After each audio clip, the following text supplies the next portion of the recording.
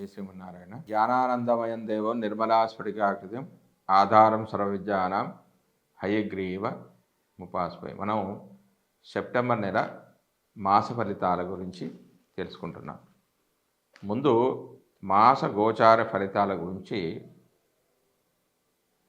మనం వివరణ అనేది కొంచెం తెలుసుకుందాం.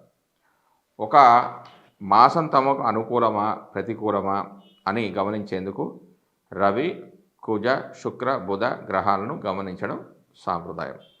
సూర్యుడు 3, 6, 10, 11 రాశుల్లో సంచరించే సమయంలో మాత్రమే శుభ ఫలితాలను ఇస్తాడు.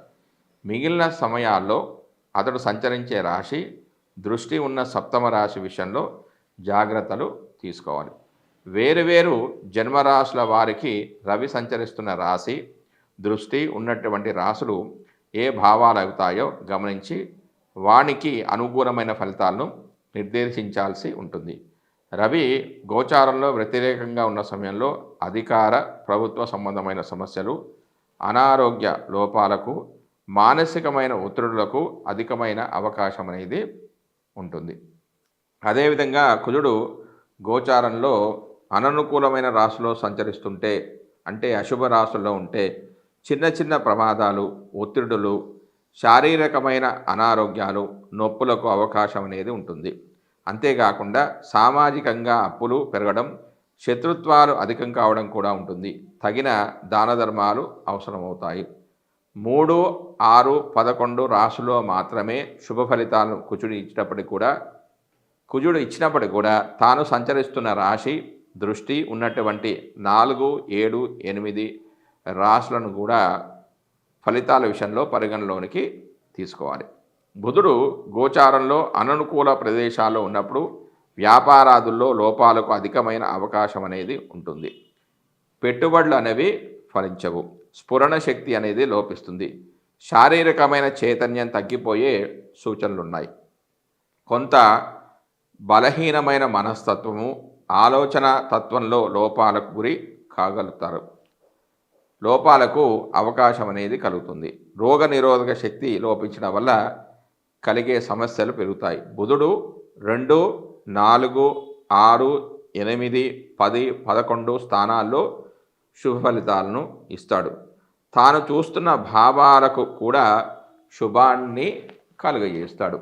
శుక్రుడు అధిక స్థానాల్లో గోచారిత్యా అనుకూలంగానే ఉన్నప్పటికీ బలహీనమైన గోచార ఫలితాలనిచ్చే స్థానాల్లో మనోభిష్టాలు నెరవేరక ఇబ్బంది పడుతూ ఉంటారు. శుక్రుడు ఒక రాశిలో సంచరించే కాలంలో మానసిక వ్యవహారాలు, ఆకర్షణలో లోపాలు, ఇబ్బందులకు అవకాశం అనేది ఉంటుంది. అవగాహన లోపాలు ఉంటాయి. శరీరంలో హార్మోన్ల లోపాలు ఏర్పడతాయి. సమతుల్యమైన భావాలు దెబ్బతింటాయి. శుక్రుని విషయంలో 6, 7, 10 రాశుల సంచారం మాత్రమే లోపమైనది. 6వ స్థానం సంచారం అధికమైన లోపంగా పరిగణిస్తారు. భార్యాభర్తల మధ్యలో అభిప్రాయ భేదాలను కూడా ఇటువంటి అంశాలు కారణమవుతాయి.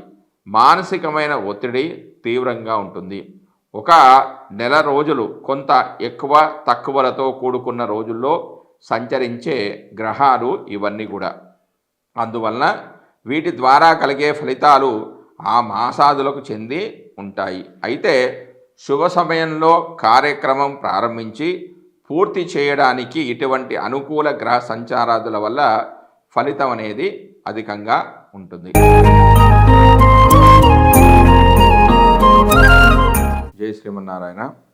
సెప్టెంబర్ నెలలో వృశ్చిక రాశి వారి యొక్క మాస ఫలితాలు. ముందుగా రవి ఫలితాలు. వృశ్చిక రాశి వారికి రవి సెప్టెంబర్ 1 నుంచి 16 వరకు 10వ స్థానంలోను, సెప్టెంబర్ 17 నుంచి 30 వరకు 11వ స్థానంలోనూ సంచరిస్తున్నాడు. 10వ స్థానంలో రవి చలనం మిక్కిలి అనుకూల ఫలితాలను ఇవ్వగలదు. కర్మసిద్ధి, ధనలాభము, ఆరోగ్యం, అధికారుల ప్రసన్నత, బంధు సౌఖ్యత, రాజదర్శనము, మిత్రులతో సత్కారక్షేపము, ఉల్లాసమైన సంభాషణ, కార్యదక్షత, ఉద్యోగ ప్రాప్తి, వ్యాపార వృద్ధి, సంపదలు, జయము, వాంఛిత సిద్ధి, గౌరవం, అధికారుల ఆదరణ, అభివృద్ధి, ఉద్యోగంలో ఉన్నత స్థితి కలుగుతాయి. 10వ స్థానానికి 4వ స్థానం వేదస్థానం అవుతుంది. ఈ స్థానంలో శని స్థితిలో ఉన్నాడు. శని రవి యొక్క కుమారుడు కావున వేద అనేది ఉండదు. ఈ రాశిలో 100% రవి శుభఫలితాలు ఇస్తాడు. అంతేకాకుండా ఈ రాశిలో రవి రజతమూర్తిగా ఉన్నాడు. ఇక సెప్టెంబర్ 17 నుంచి 30 వరకు 11లో సంచరిస్తున్నాడు. ఈ స్థానం శుభ ఫలితాలను కలుగజేస్తుంది. అనేక రకాలైన లాభాలు, వివాహాది శుభకార్యాలు, ఆనందము, ఉత్సాహము, రుచికరమైన ఆహారము, గౌరవము, సంపద, ఉన్నత పదవి, జయము, సంతానం ద్వారా సుఖం లభిస్తుంది. ఈ స్థానం రవికి సమక్షేత్రం. అంతేకాకుండా ఈ రాశిలో రవి లోహమూర్తిగా సంచరిస్తూ ఉండడం వల్ల కేవలం 50% మాత్రమే శుభ ఫలితాలను జాతకుడు పొందుతాడు. తర్వాత కుజుడు యొక్క ఫలితాలు. వృశ్చిక రాశి వారికి కుజుడు సెప్టెంబర్ 1 నుంచి 30 వరకు అష్టమంలో సంచరిస్తున్నాడు. కుజుడు జన్మరాశి నుంచి అష్టమ రాశిలో సంచరించే కాలంలో స్థిర చిత్తత, స్థిర నివాసం అనేది ఉండదు. వ్యర్థ సంచారం అనేది ఉంటుంది. అనారోగ్యము తీవ్రతరం అవుతుంది. శస్త్రచికిత్స కూడా గురి కావచ్చు. రుణ బాధ ఎక్కువగా ఉంటుంది. ఆదాయం కన్నా ఖర్చు ఎక్కువగా ఉంటుంది. అనుకున్నవి సాధించలేక బాధపడాల్సి వస్తుంది. ప్రతిదీ చేతికి అందినట్టు అంది దూరం అవుతుంది.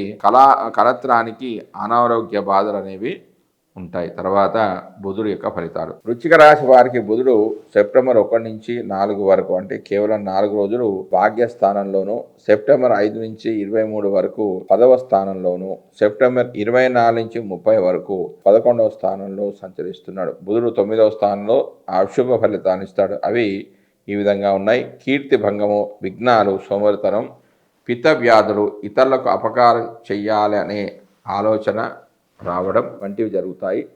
10వ స్థానంలో ఉన్నత పదవులను, సంఘంలో గౌరవాన్ని అందిస్తాయి. శత్రువులు అణిగిమణిగి ఉంటారు. సేవక పరిజనుల సహాయ సహకారాలు బాగుంటాయి. ఆధ్యాత్మిక చింతన, సాంప్రదాయం పట్ల గౌరవాలు ఉంటాయి. ప్రతిదీ చాలా జాగ్రత్తగా క్రమపద్ధతిలో చేస్తారు. ఆనందానికి పరిమితి అనేది ఉండదు. అన్నింటా విజయమే చేకూరుతుంది. 10వ స్థానానికి వేదస్థానమైన సప్తమంలో గురుడు స్థితి చెంది ఉండడం వల్ల ధనలాభం, వ్యాపార లాభం, బంధుమిత్రులతో సుఖజీవనం, కొత్త ప్రయత్నాలను అనుకూలించడం వంటివి జరుగుతాయి. ఇందులో 70% శుభఫలితాలు జాతకుడు పొందుతాడు.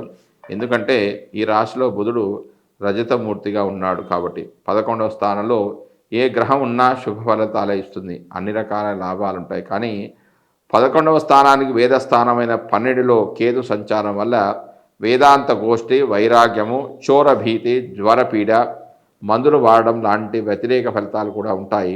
ఈ రాశిలో బుధుడు తామ్రమూర్తిగా సంచరిస్తూ 50% సుఫలితాలను ఇస్తాడు. తర్వాత గురుడు యొక్క ఫలితాలు. వృశ్చిక రాశి వారికి సెప్టెంబర్ 1 నుంచి 30 వరకు సప్తమంలో సంచరిస్తూ ఉన్నాడు. జన్మరాశి నుంచి గురుడు సప్తమంలో సంచరించే కాలం గౌరవ మర్యాదలు, బహుమతులు, ఉన్నత పదవులు పొందడం జరుగుతుంది. విద్యా వ్యాసంగంలో పురోభివృద్ధి ఉంటుంది. ఊహించని ధనాదాయం, మంచి వస్తువాహన సంపద, గృహ నిర్మాణం, 4 వైపుల నుంచి రాబడి ఉంటుంది. వివాహాది శుభకార్యాలు, తీర్థయాత్రలు చేయడం, పుణ్యక్షేత్ర సందర్శనం, ఇతరుల నుంచి మంచి సహాయ సంపత్తులు లభించడం జరుగుతుంది. ఈ రాశిలో గురుడు తామ్రమూర్తిగా ఉంటూ 50% శుభఫలితాలను ఇస్తూ ఉన్నాడు. తర్వాత శుక్రుడు యొక్క ఫలితాలు. వృశ్చిక రాశి వారికి శుక్రుడు సెప్టెంబర్ 1 నుంచి 18 వరకు లాభంలోను, సెప్టెంబరు 19 నుంచి 30 వరకు వ్యయస్థానంలోనూ సంచరిస్తున్నాడు. శుక్రుడు జన్మరాశి నుండి 11వ ఇంటిలో సంచరించే కాలంలో మంచి శుభ ఫలితాలను మనం ఎదురు చూడవచ్చు. అనుకున్న వాటిని అనుకున్న రీతిలో నిర్వహించే సామర్థ్యం అనేది ఉంటుంది. ధనాదాయం బాగుంటుంది. అన్ని విధాల నైపుణ్యం ప్రదర్శిస్తారు. భార్యామూలక సహాయ సహకారాలు అంది వస్తాయి. ఊహించని రీతిలో ధనాదాయం ఉంటుంది. ధైర్య సాహసాలు ప్రదర్శించి ఉత్తములు అనిపించుకుంటారు. ఇతరులకు మేలు చేయడం ద్వారా లాభం పొందడం అనేది జరుగుతుంది. శుక్రుడు 12వ రాశిలో సంచరించే కాలంలో శారీరక సంసారిక సుఖాలను మెండుగా అందిస్తాడు. నూతన వస్త్రాభరణ ప్రాప్తి ఉంటుంది. మంచి ధనాదాయం, ఉన్నత పదవులను పొందే అవకాశం ఉంటుంది. తన చుట్టూ ఉన్న వారితో గొడవలు పడకుండా ఉండడం అనేది చాలా మంచిది.